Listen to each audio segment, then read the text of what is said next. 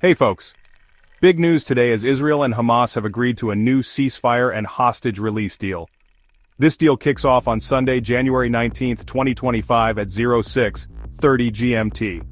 But it didn't come easy. There was a lot of political drama, with two far-right ministers opposing it and one party even leaving the coalition in protest. So, what's in the deal? It's a three-phase agreement. Phase 1 lasts for 6 weeks. During this time, 33 Israeli hostages held by Hamas will be exchanged for hundreds of Palestinian prisoners in Israeli jails.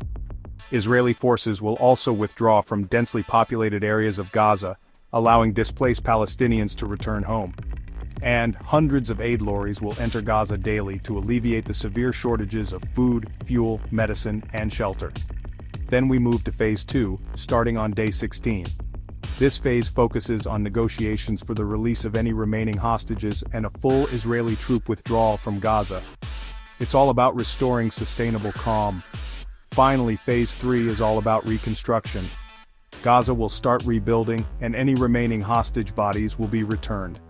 Now let's talk about the details of the hostage release.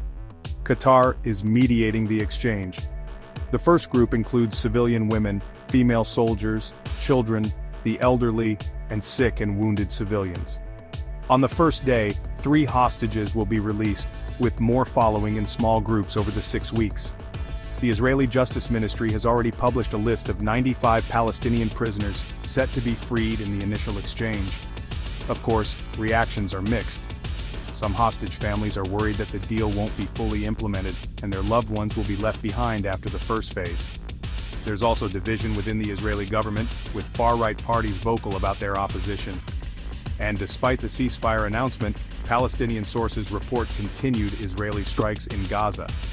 Internationally, Egypt has stepped in to host a meeting discussing the deal's implementation. Representatives from Egypt, Qatar, the US, Palestine, and Israel have formed a joint operations room to oversee this process. The World Health Organization is also planning to deliver prefabricated hospitals to support Gaza's devastated healthcare sector. Let's not forget the human cost of this conflict.